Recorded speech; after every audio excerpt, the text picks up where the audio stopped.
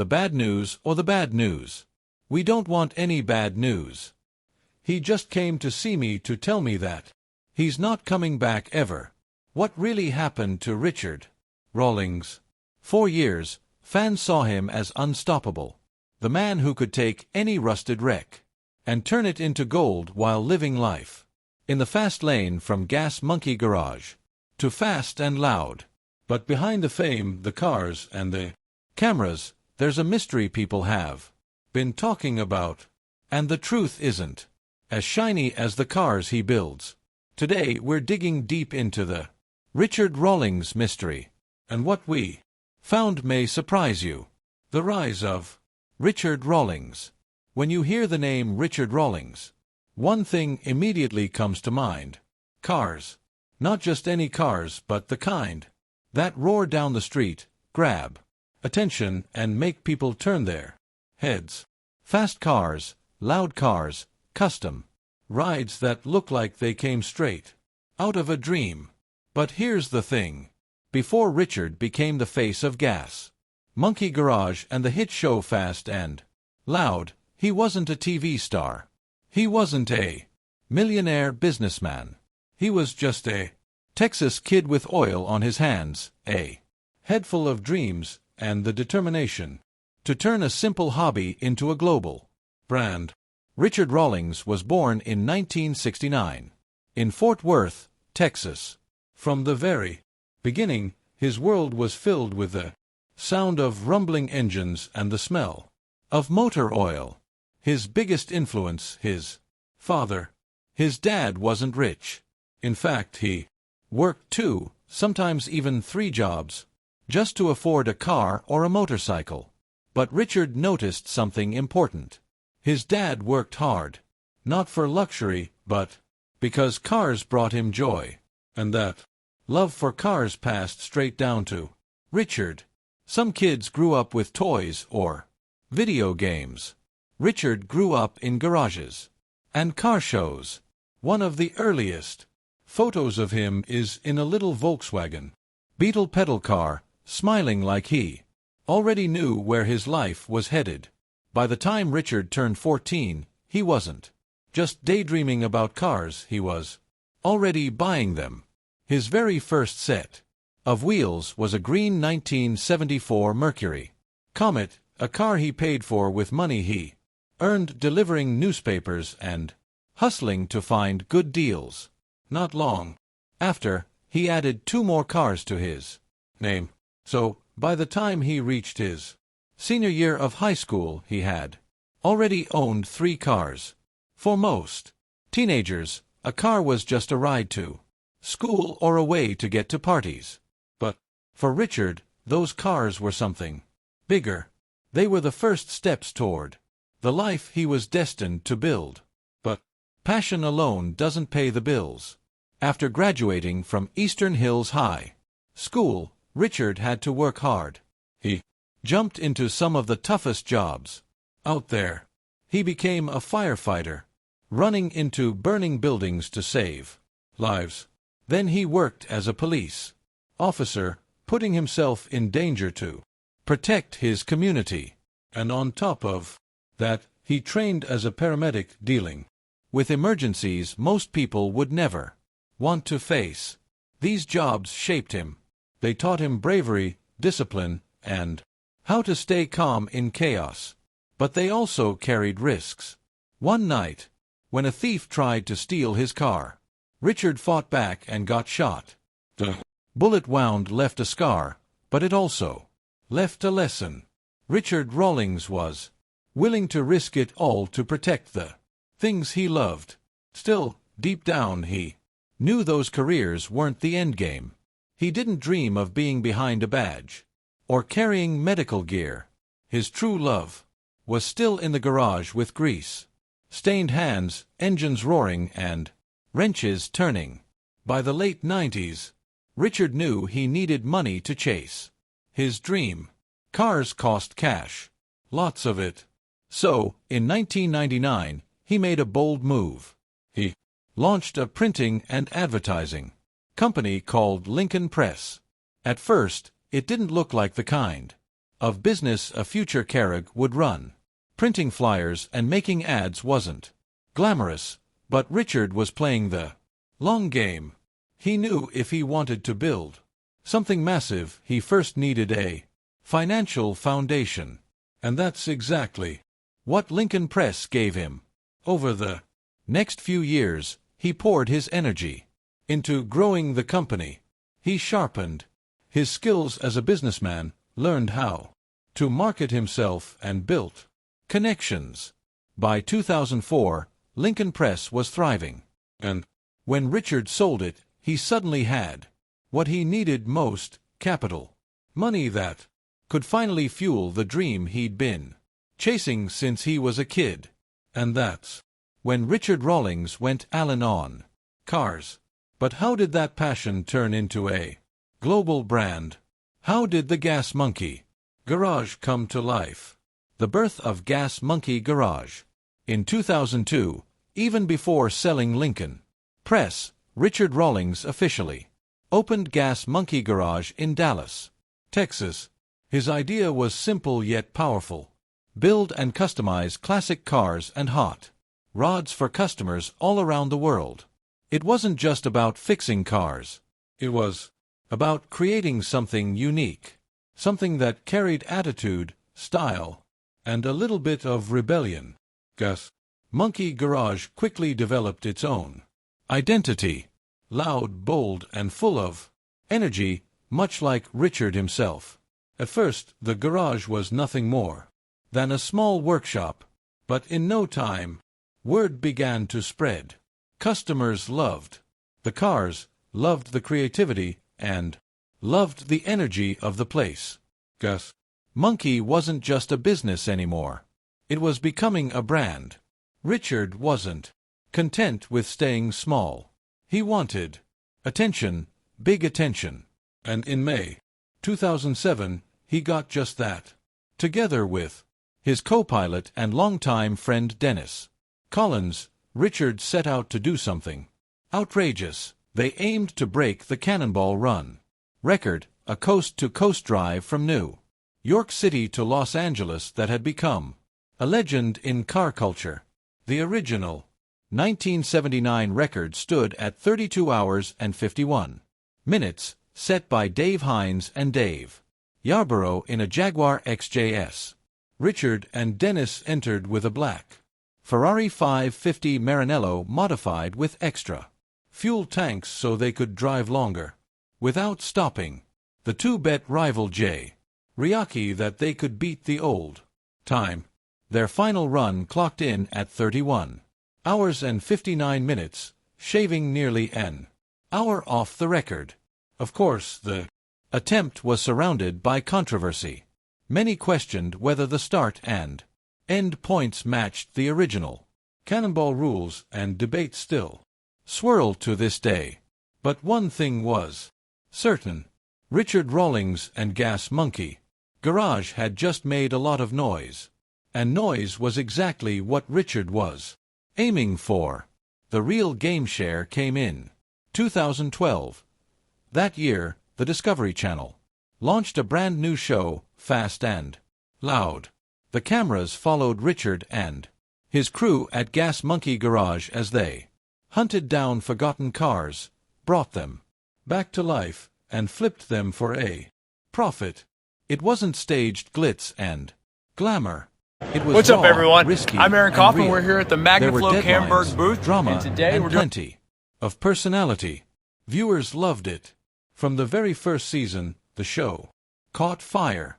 Richard's energy and bold attitude, combined with the mechanical talent of his team, made for perfect at TV, and the stakes were always high. Would the cars get done on time? Would they sell for a profit? Or would everything crash and burn? That tension kept audiences hooked. The very first car restored for the show was a 1931 Ford Model A. Richard had just 5 days to get it ready for filming. That car wasn't just another build. It became a symbol of the show's scrappy beginnings, and eventually returned to the shop as a keepsake of where it all started. From there, the flips only got bigger. One of the most iconic was a 1968 Ford F-100 pickup truck. Richard bought it for $2,500, poured time and money into upgrading it with a modern engine, suspension, and slick paint job, and then sold it at auction for $50,000. That single deal brought in a profit of $18,000 and proved Gas Monkey wasn't just about flashy builds. It was smart business. For 8 solid years from 2012 to 2020, Fast and Loud wasn't just a TV show. It was a worldwide sensation. The series was translated into more than 27 languages and broadcast across dozens of countries, making Richard Rawlings and Gas Monkey Garage household names far beyond Texas. Over the course of 16 seasons and 160 episodes, viewers everywhere tuned in to watch the drama, the builds, and the flips. Gas Monkey Garage had grown from a local shop into a true cultural phenomenon. Richard's real genius wasn't just in restoring cars. It was in building a brand. Behind the cameras, he was constantly making business moves, turning Gas Monkey into more than just a TV garage. In September 2013, Richard launched the Gas Monkey Bar and Grill in Northwest Dallas. It wasn't just a restaurant. It was an extension of the Gas Monkey lifestyle. Loud music, strong drinks, and a vibe that matched the garage's wild spirit. In March 2014, he took it further and opened a second location at Dallas-Fort Worth International Airport. That was a masterstroke. With millions of travelers passing through the terminal, Gas Monkey suddenly had global exposure.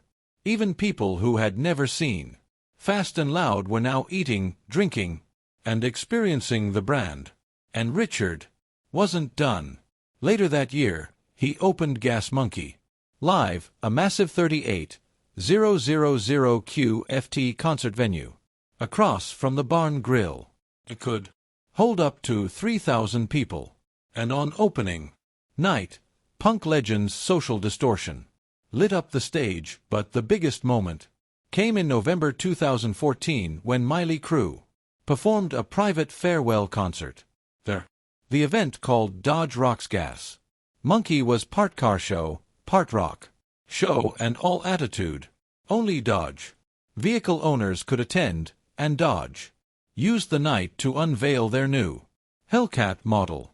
It was the perfect fusion of Richard's passions, cars, music, and big events. The venue became a hot spot for concerts and private parties. But when the 2020 pandemic hit, Gas Monkey Live couldn't survive the financial pressure. It closed in May 2020, marking the end of an era. Still, Richard didn't see it as a failure. It was just a pivot point. Richard's partnership with Dodge in 2014 had already made him a national spokesperson with commercials that brought Gas Monkey energy to millions of homes. And in 2016, he launched another bold venture, Richard Rawlings Garage, a restaurant in Harker Heights, Texas. Though it closed in 2019, it showed his willingness to experiment and expand. Then came another move, Gas Monkey Energy Drinks. In 2019, instead of starting from scratch, Richard licensed the brand. That way he could focus on growth without worrying about production headaches.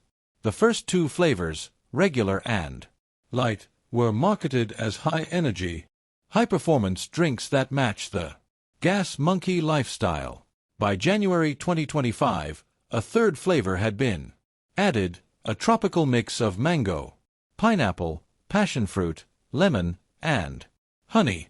No high fructose syrup, no artificial additives, just clean energy.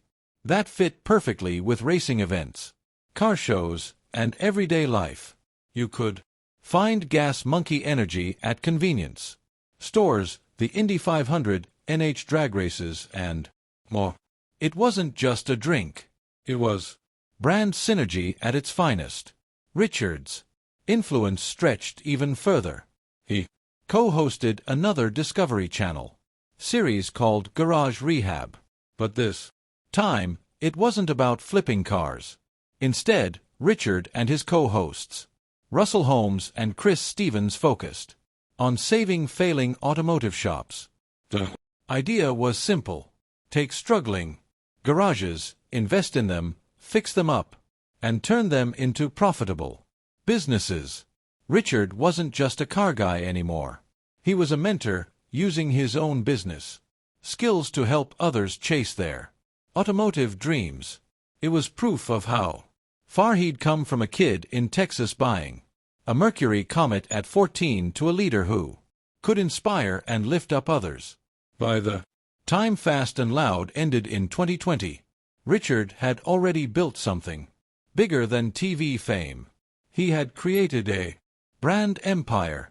Gas Monkey was everywhere. On cars, on restaurants, in music venues, in energy drinks, even on merchandise. Richard Rawlings had become more than a car builder.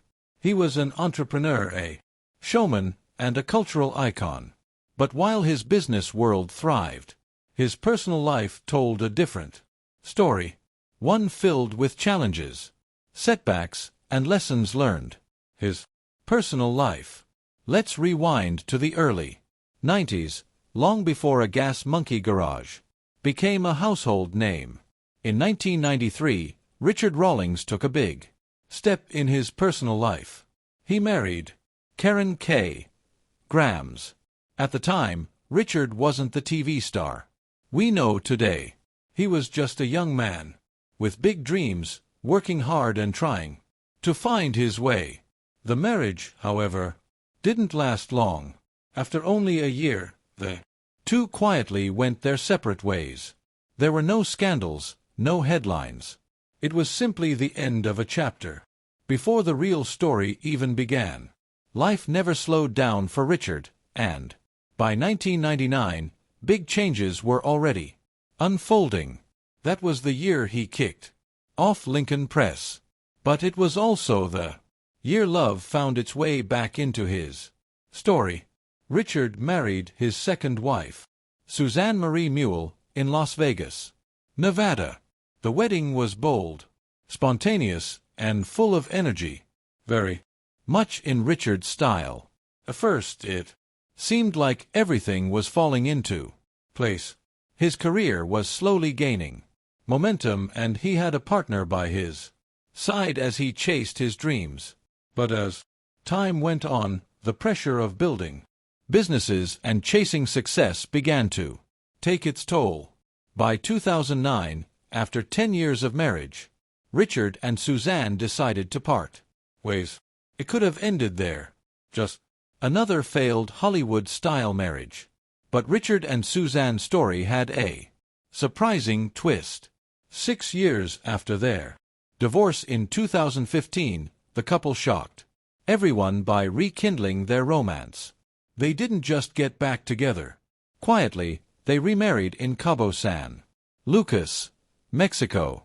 The setting was breathtaking, the ceremony intimate, and it looked like love had finally found its way back. For fans and friends, it felt like a fairy tale comeback. Richard had the booming success of Fast and Loud, and now he had Suzanne back in his life.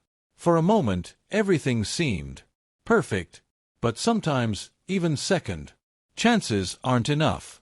In March 2019, Richard took to Twitter to share news that would catch fans off guard. He announced that he and Suzanne were separating once again. What made this moment stand out wasn't just the breakup itself. It was how Richard handled it.